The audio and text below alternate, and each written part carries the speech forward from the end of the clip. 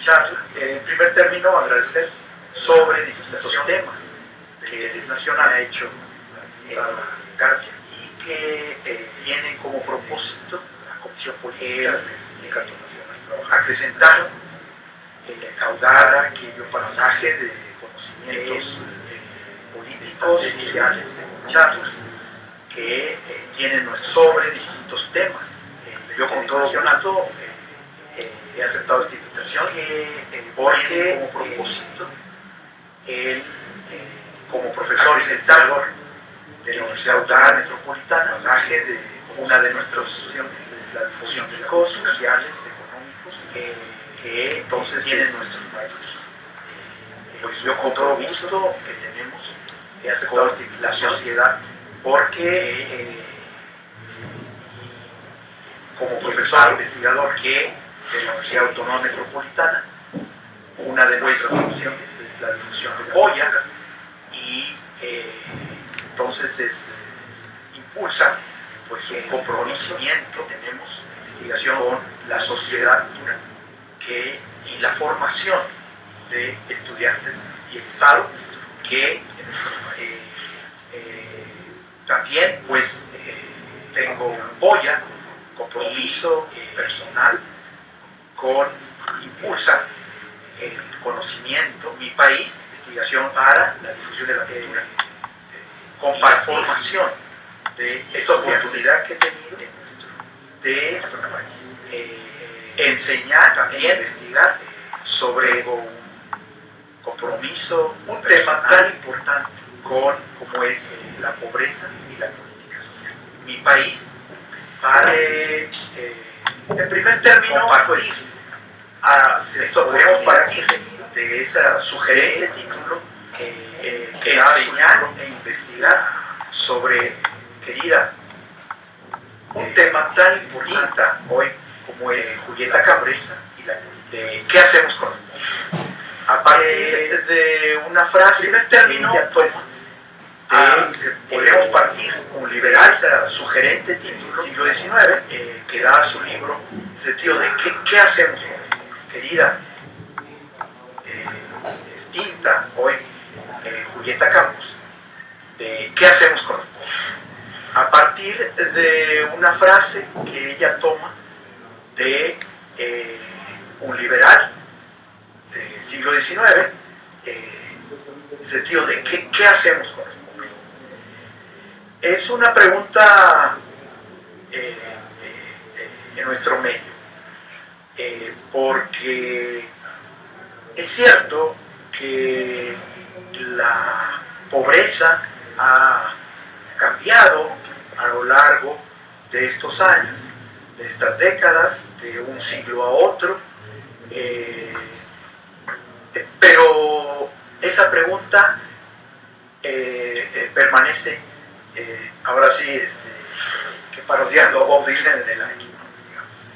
Entonces, pues es importante siempre reflexionar sobre qué hacemos con los pobres. No podemos negar, por supuesto, las distintas etapas de progreso y que han traído bienestar en nuestro país, pero que subsisten esos saldos de carencias, de pobreza y también, sobre todo, la persistente desigualdad. La desigualdad pues se ha acentuado, la pobreza ha cambiado sus expresiones, pero la desigualdad es hoy una situación que es un lastre en el desarrollo económico, social, político, cultural en México. Sin duda la desigualdad tiene que ver más con una situación que implica concentración de recursos y de poder, de capacidades en ciertos sectores de la población en agravio de otros. Entonces, la desigualdad es un problema, podríamos decir, más difícil de remover, porque implica patrones productivos, implica toda una serie de instituciones que hacen persistir esa desigualdad y también una serie de compromisos implícitos entre las élites en México que hacen que esa situación de desigualdad, de concentración de los recursos persista.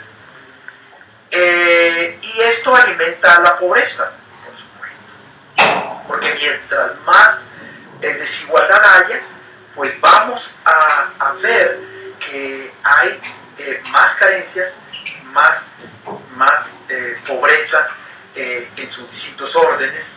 Hoy se habla en principio de pobreza extrema, de pobreza moderada y de pobreza a secas.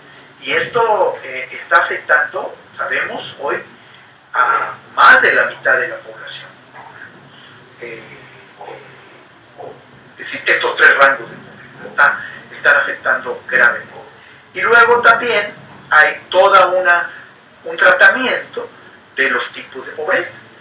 Sabemos que hay una pobreza alimentaria, una pobreza en salud, una pobreza patrimonial, una pobreza también en seguridad social. ¿Cuáles han sido las formas, las maneras en que la sociedad y el Estado han contendido con estos dos problemas básicos de desigualdad y de pobreza? Sin duda, en el siglo XIX, con las leyes juaristas de reforma, hubo una primera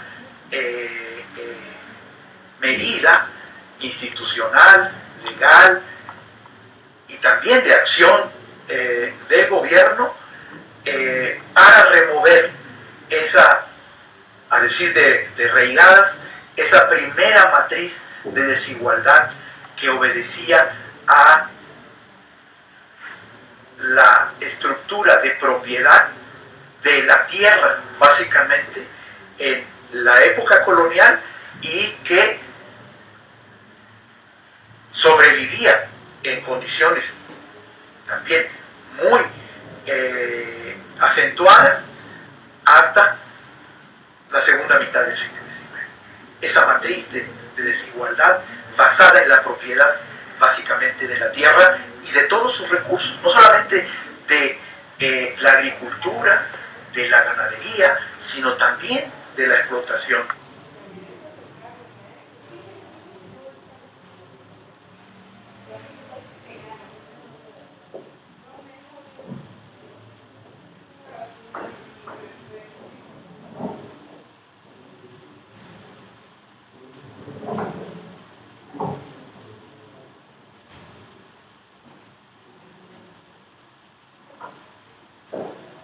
De la explotación minera.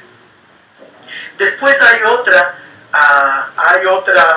otro movimiento, digamos, para poder contender con la segunda matriz de desigualdad que se inició sobre todo en la segunda mitad del régimen porfirista al promover todos estos proyectos de industrialización, pero en manos del capital, sobre todo extranjero. ¿Cuál fue ese segundo momento en donde se trató de remover la desigualdad producto de esa primera industrialización que pues beneficiaba sobre todo a países extranjeros. Pues básicamente se dio esto con la expropiación petrolera, porque la expropiación petrolera permitió, ¿sí?, remover los cimientos de esa matriz de desigualdad en la primera etapa de la industrialización, que, como digo, estaba volcada a servir a los mercados internacionales, sobre todo de ciertos países, ¿no?, que mantenían la propiedad y la explotación de nuestros recursos petroleros. Entonces ahí tenemos también las bases para un modelo de industrialización interna, es decir, enfocándonos a el impulso de la industria nacional, ¿sí? Porque tuvimos que enfrentar una serie de situaciones a partir de decisiones también internas soberanas y optar por un modelo de desarrollo propio, que tuvo su culminación, por supuesto, en el modelo de sustitución de exportaciones, pero ahí ya teníamos también otra matriz de desigualdad, siempre a decir de reigadas, porque no tuvimos el suficiente impulso y la inversión para generar tecnología propia, ¿sí? Entonces ahí tenemos una matriz de desigualdad basada en esas asimetrías básicamente tecnológicas, y también que no supimos contender con esos procesos de globalización que ya se estaban dando y que entonces hizo que el desarrollo mexicano pues fuera bastante endógeno. Entonces ahí lo que estamos viviendo a partir sobre todo de los años 80, sobre todo con el sexenio de Salinas de Gortari, es una medida, un movimiento político y gubernamental, básicamente, que quiere enfrentar esta situación de rezago relativo, pero con una liberalización total y subordinada a el entorno global. Esto hace entonces que esa matriz de desigualdad se profundice, porque entonces renunciamos a,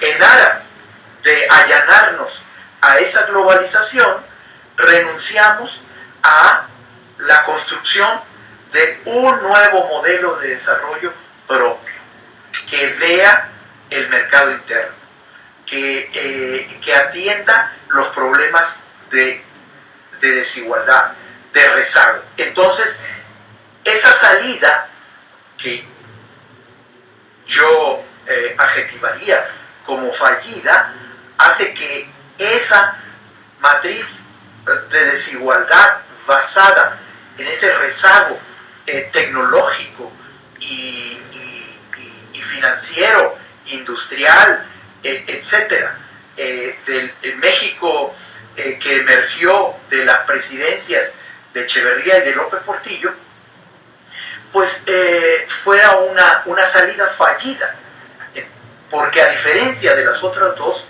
que pudo remontar los rezagos de la desigualdad creadas por esa configuración específica, matricial, pues se profundizaran y no entonces hubiera una salida, digamos, que nos diera un modelo de desarrollo propio, autónomo, en un mundo, por supuesto, interdependiente, globalizado. Pero se optó por una salida, me parece, fácil, y pues entonces dejamos de, o renunciamos a un proceso de industrialización, porque con esa liberalización más bien empezó un proceso de desindustrialización del país, porque incluso el gobierno mexicano renunció a tener una política industrial propia, ¿sí? Y entonces pues nos allanamos en una visión neoporfirista a servir al mercado básicamente norteamericano, y la salida de hacer crecer las manufacturas, pero las manufacturas que no contienen componentes productivos y tecnológicos del mercado nacional propios, sino que pueden ser esas manufacturas o esos componentes desarrollados en México con bajos salarios, ¿sí? Con procesos de apropiación tecnológica muy pobres, ¿sí? Si es que se dan, y entonces esto hace que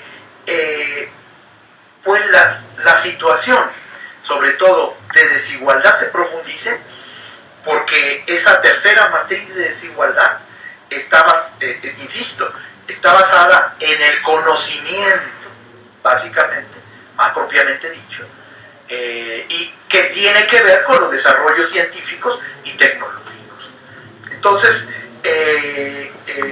estamos en esa situación, digamos que hay una indefinición del proyecto nacional. Y entonces, pues en este momento tenemos justamente el proceso de reforma energética que pues nos priva de también de una opción de desarrollo propio, por supuesto con una visión, insisto, interdependiente con lo que sucede en nuestro entorno global. Pero creo yo que es una decisión que va a profundizar la desigualdad de México como nación en el entorno internacional, y también al interior nos va a producir pues situaciones mayores de pobreza y desigualdad. Yo creo que las políticas sociales específicamente para contender con los problemas de pobreza que hoy tenemos, expresados tanto en el campo como en la ciudad, con otras caras, otras expresiones, pues son problemas que tenemos que analizar, cierto, por separado, pero también hacer una integración de esos problemas de pobreza alimentaria, de pobreza en vivienda, de pobreza en salud, de pobreza en patrimonial en general. La carencia de seguridad social también, con una población que está en proceso de envejecimiento, cuando tenemos también por otro lado, paradójicamente, el boom demográfico, es decir, un volumen de población joven entre 19 y 30 años que requiere también ser formada para no seguir siendo desiguales en cuanto a conocimientos en el país, ¿sí? Entonces necesitamos responder lo mismo a estas demandas de esta población joven que por única vez en la historia del país está requiriendo de respuestas para su educación, para su empleo, para su bienestar en general, y que no tenemos esas respuestas de manera suficiente. Porque no hay cobertura en salud, no hay cobertura para las demandas de educación, sobre todo educación media y educación media superior y superior. Entonces, pues vamos a seguir rezagados en estos ámbitos. Va a profundizarse entonces esa matriz de desigualdad en cuanto ser una nación que posee las capacidades de investigación, de formación, de cuadros, etcétera, cuando tenemos un modelo que lo que quiere no son personas preparadas, ¿sí? Sino que justamente lo que requiere es población trabajadora con los mínimos estándares educativos, porque por ese modelo, de manera deliberada en parte y de manera también omisa en parte, pues hemos optado por ese modelo de ser un país otra vez que suministra bienes básicos, que ofrece bajos salarios, ¿no?, a los inversores, que quiere la inversión extranjera y le tiene que dar todas las garantías de inversión extranjera, en el sentido de que no hay una política, por ejemplo, de impulso a la sindicalización. Y esto, en el último informe de Oxfam, por ejemplo, está muy claro. Cómo en Estados Unidos, por ejemplo, se ha profundizado la desigualdad en relación a la concentración del ingreso contra la caída de la tasa de sindicalización. No son movimientos naturales. Eso está conducido, no de manera todopoderosa, ¿verdad?, porque caeríamos en posiciones también pues ingenuas, pero sí conducida por las élites, por el consenso de Washington, por los consensos que se hacen cada año en Davos, etcétera, que es el club de los ricos, etcétera. Entonces, todas estas situaciones hacen que pues emponen muy bien. Entonces, en México la tasa de sindicalización no pasa del 10%, en Estados Unidos está en el 21%, pero vemos que en México pues no hay regulación laboral. Se permite, por ejemplo, que Walmart tenga empleados y desaliente la sindicalización, y las autoridades hacen de la vista gorda.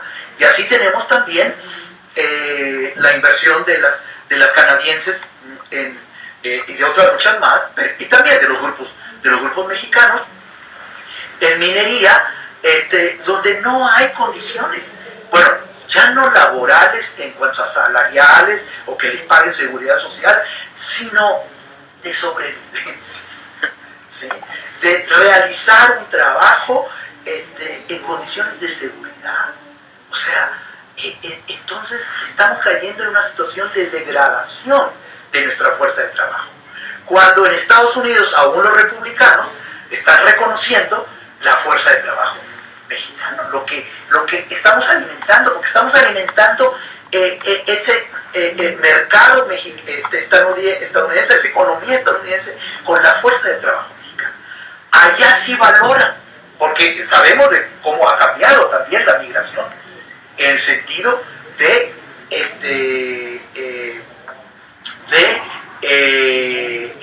ahora se va mucho más gente preparada. ¿Por qué? Porque en México no tenemos empleos dignos para esos mexicanos que sí se han preparado. En síntesis, tenemos que hacer un arreglo institucional, político, de consenso nacional, no el Pacto por México, que parece que otra vez viene a ser un pacto de élites, ¿sí? Para refundar el Estado Nacional, para refundar el pacto social, político, económico de los mexicanos. Es muy importante que atendamos las situaciones de desigualdad y eso pasa por un amplio consenso y un pacto social que modere y module esas condiciones de desigualdad en las que nos encontramos, y que entonces también optemos por un plan de desarrollo que tenga una política económica, pero que se subordine a los fines del desarrollo social mexicano de cara al siglo XXI. Gracias.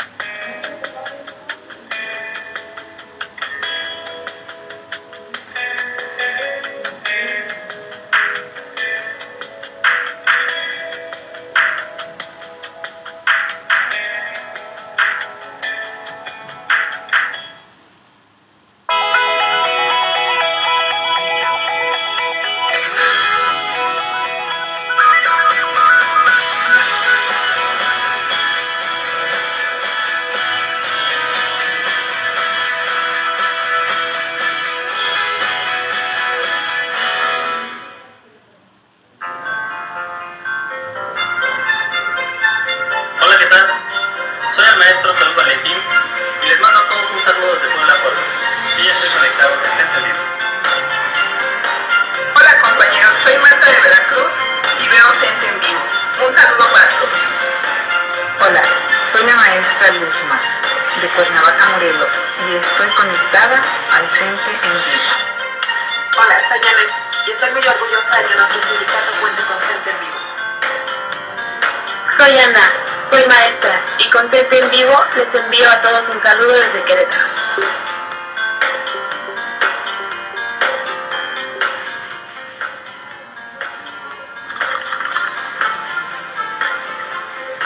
CENTE en vivo, unidos en una sola señal.